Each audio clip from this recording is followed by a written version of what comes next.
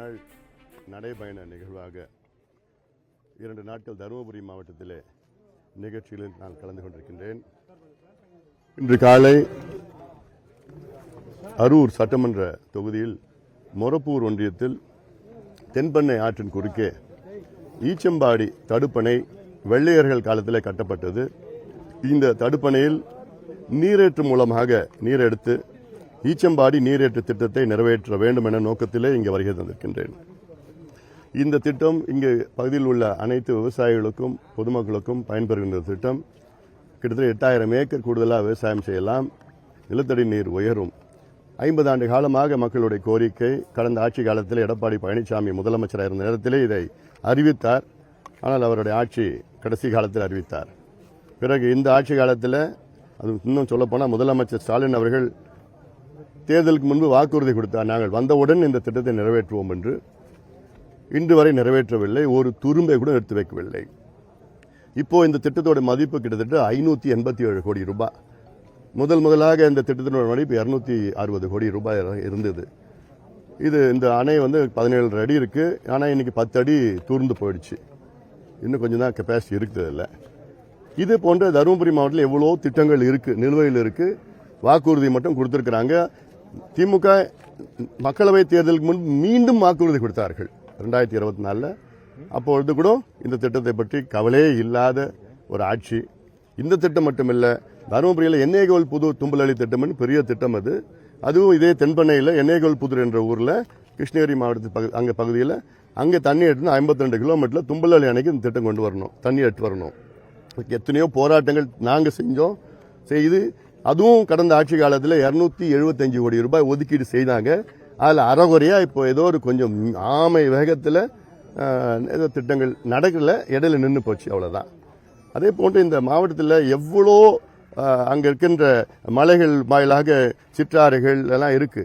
அதெல்லாம் தேக்கி வைத்து இந்த பகுதி மக்களுக்கு எவ்வளோ திட்டம், ஆனைமடு திட்டம், பொதியன்பள்ளை திட்டம், தொப்பையார் உபநீர் திட்டம், வாணியார் உபநீர் திட்டம், வள்ளி மதுரை திட்டம், மத்தாளப்பள்ளம் திட்டம், பஞ்சப்பள்ளி உபநீர் திட்டம், எண்ணெய்கோல் புது தும்பலடி திட்டம், ஈச்சம்பாடி திட்டம், சேனைகால் திட்டம், இப்படி எவ்வளோ திட்டங்கள் மக்களுடைய கோரிக்கை வைத்திருக்கிறாங்க.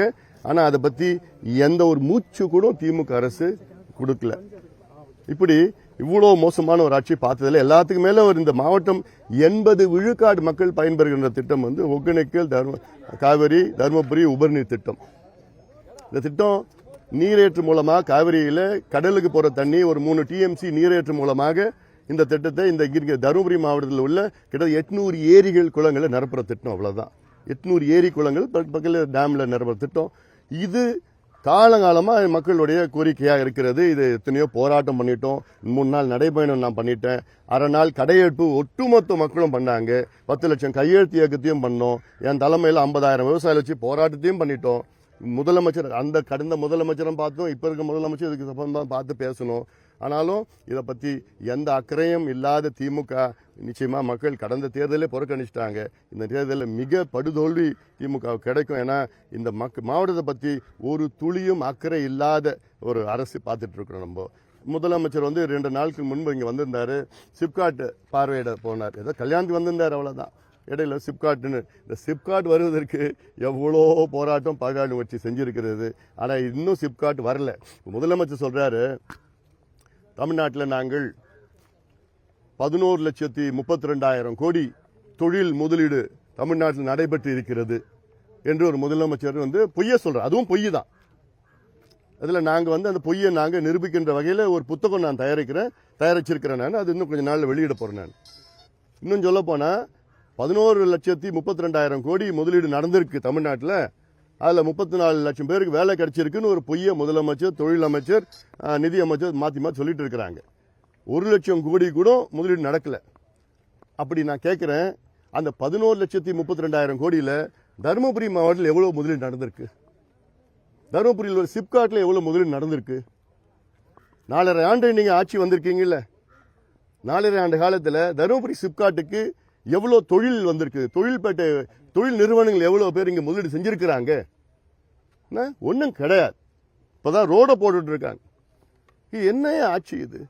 மொரப்பூர் தருமபுரி திட்டத்துக்கு நாங்கள் எவ்வளோ நான் போராடினேன். நான் எனக்கு முன்பு தொடர்ந்து பாட்டாளி கட்சி முன்னாள் நாடாளுமன்ற உறுப்பினர் எவ்வளவு போராட்டம் பண்ணியிருக்கிறோம். 19 முறை நான் அமைச்சர்களும் அதிகாரிகளும் பார்த்துட்டு அடிக்கல் நாட்டப்பட்ட 100 கோடி ஒதுக்கிட்டு அடிக்கல் நாட்டப்பட்ட ஒரு திட்டம் இது. என்னன்னு கேட்டா ஒவ்வொரு ஆண்டுக்கும் மொரப்பூர் தருமபுரி ரயில்வே திட்டத்துக்கு 100 கோடி ரூபாய் மத்திய பட்ஜெட் ரயில்வே பட்ஜெட்ல ஒதுக்குறாங்க. 100 கோடி ரூபாய் ஒதுக்குறாங்க. ஆனா இன்னைக்கு வரைக்கும் நிலத்தை கையகப்படுத்தி கொடுக்கல தமிழக அரசு. ஏன் என்ன பிரச்சனை? ஏன் தருமபுரினா பாவப்பட்ட மக்களா இங்க? ஏன் தருமபுரி புறக்கணிக்கிறீங்க?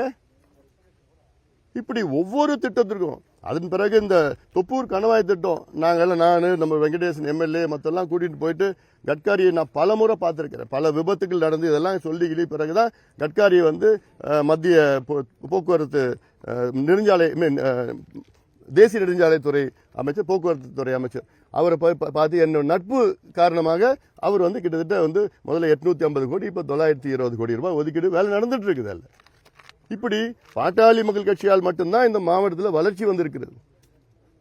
இப்படி இந்த சூழலில் இன்னொரு 4 மாதம் 5 மாதத்தில் தேர்தல் வர இருக்கிறது.